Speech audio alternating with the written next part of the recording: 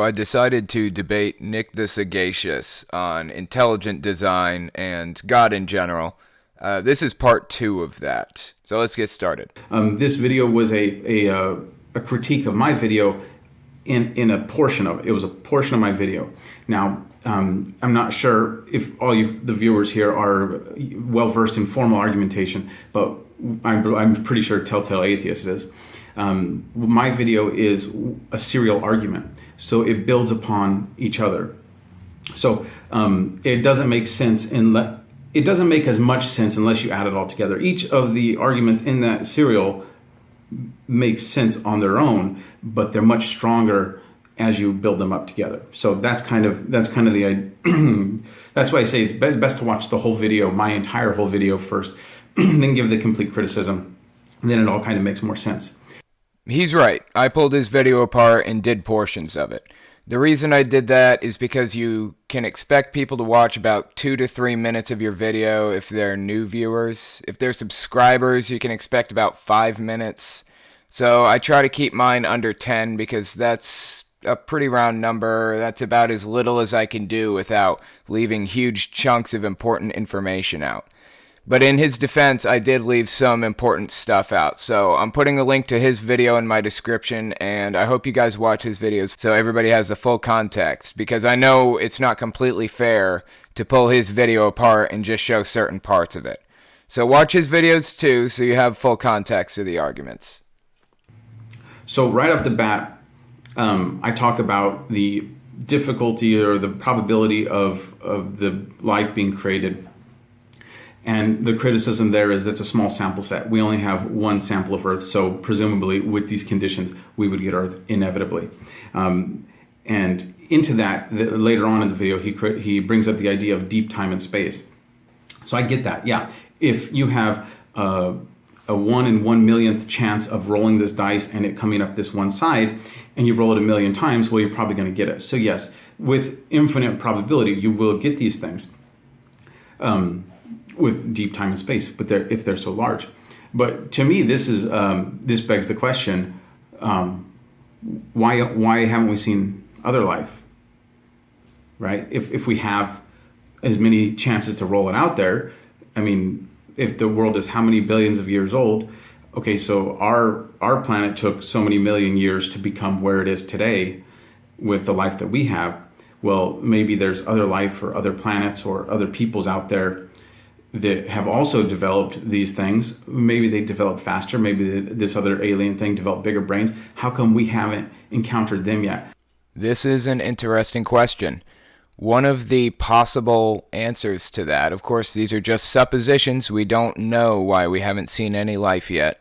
But one of the possible reasons could be there has to be a first life, right? Maybe we are the first life in the universe after 13.7 billion years, and none others have popped up yet. Another reason could be maybe the gap between scientific advancement to the point that they can produce radio signals and the point at which they kill each other is very small. I mean, we just produced radio signals, within the past 100 years. Now, what do you guys think the chances of us surviving another 100 years is? And then a third reason we may not have been able to communicate with life yet is because maybe the universe is just too damn big. Maybe it's spread so far apart that we'll never have any hope of communicating with each other. 13.7 billion light years is a very long distance. There are a lot of possible reasons why we haven't been able to communicate with life. That's the same mentality I have with the natural selection evolution. I don't believe that humans are a result of natural selection. Much of what humanity has, of what people have, are products of natural selection. You could see, from the less hair because we started wearing clothes. I mean, simple things like that. I get the change over time. I'm not disputing that at all. But the higher brain functions, the art, the culture, the rich culture that we've developed, elaborate communication styles that we've developed, these are not portrayed at all in any other species on Earth. So you don't necessarily dispute evolution, which is twofold. Mutations occur when species have children, and those mutations are passed down to offspring. You have natural selection, which is the second part, which is where the creature that fits in the best survives and has more offspring, even if it's only by 1% more than the rest of the population. Eventually, the beneficial mutation will work its way across the population if it's beneficial. Your problem with it lies in the fact that we have consciousness and other creatures haven't evolved that trait. I can understand your line of reasoning. So, for the sake of argument, let's just say that there's more to the story, something that we're missing regarding evolution. Evolution is an indisputable fact, so it's not that we're incorrect, it's just that we're missing something. Following that line of thinking, a skeptic should not fill that missing thing with God. And certainly not the Christian God. A skeptic would wait for more information to come in before making a decision. So here we have another situation where we have one sample set. We have humans, so the only ones that does it. But then if we consider the sample set to be all life that we have on Earth, or say all mammals or whatever, anything with a brain, then we still don't have an evidence of us being set apart. So there's nothing even that comes close to humans in terms of the higher capacity. So it's the same concept. It's the unlikelihood of the unlikelihood of the unlikelihood. They build upon each other. That's an interesting point, but I challenge your claim that a universe appearing is unlikely, and I challenge your claim that life appearing is unlikely.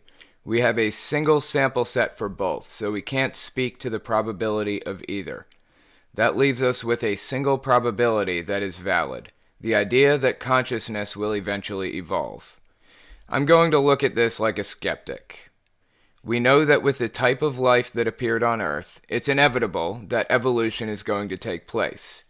Since we know that things are going to grow and change over time, it means that life only needs to survive, and eventually will end up with consciousness.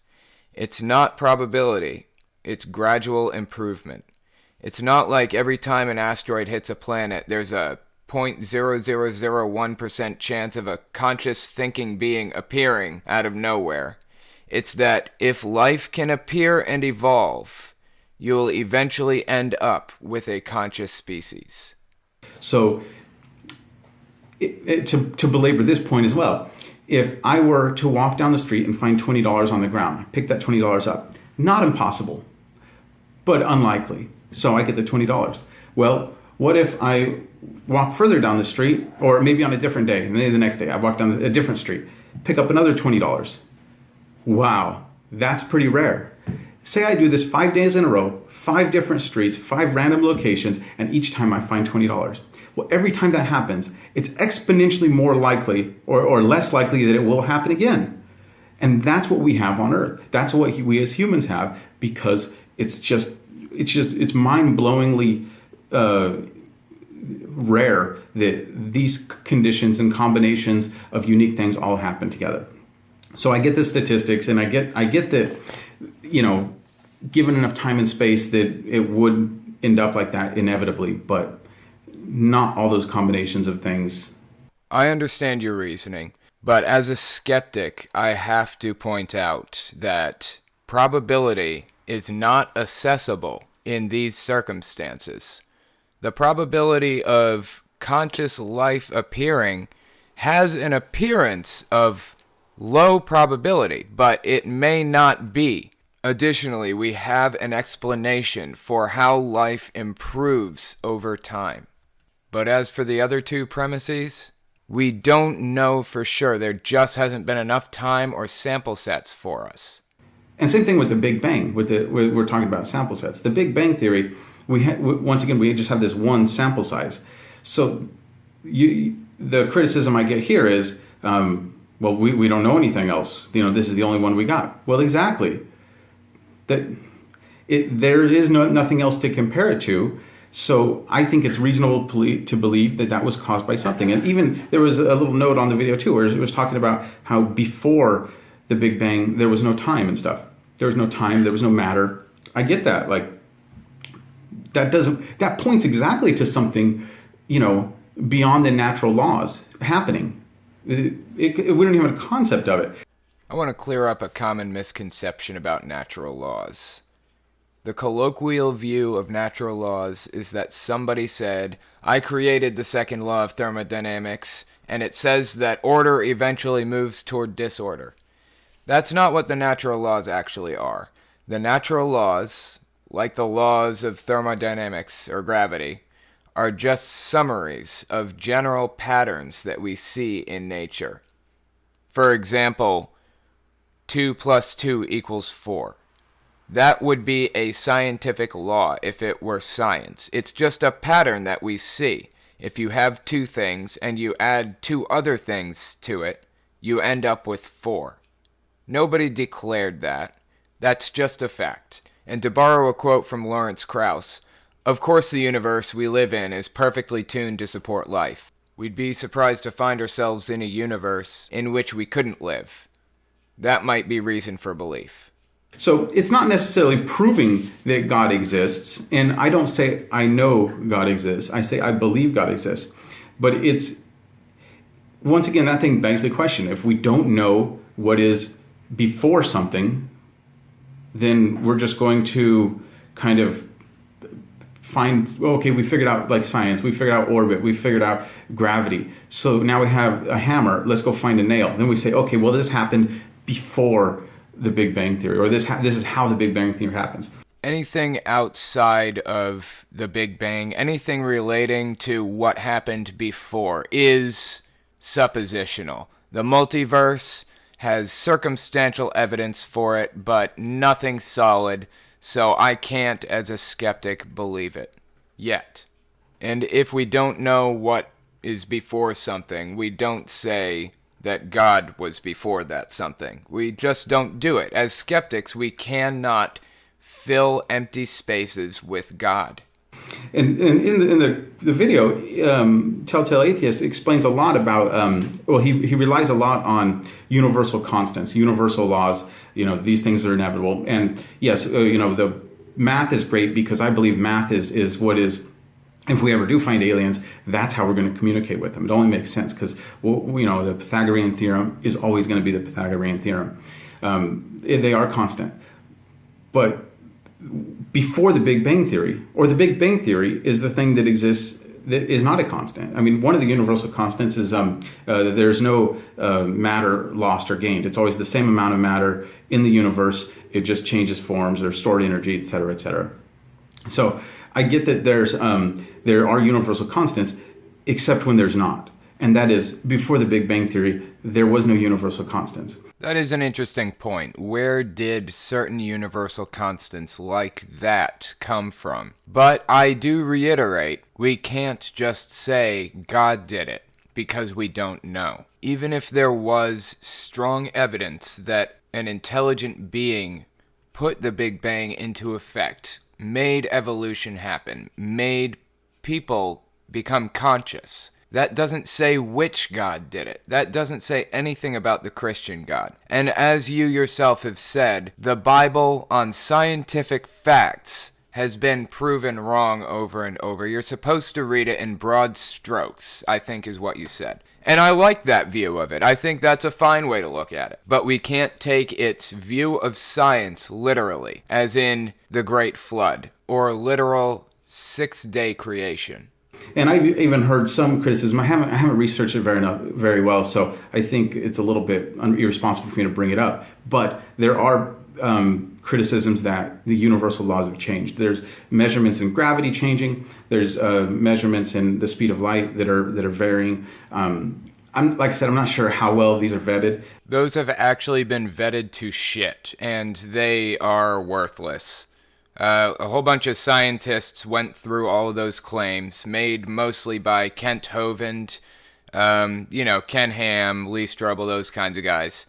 And they have no credibility at all. If you change the speed of light, everything in physics has to change. Many equations are based on that number. Gravity wouldn't be the same. Nothing would be the same if the speed of light changed.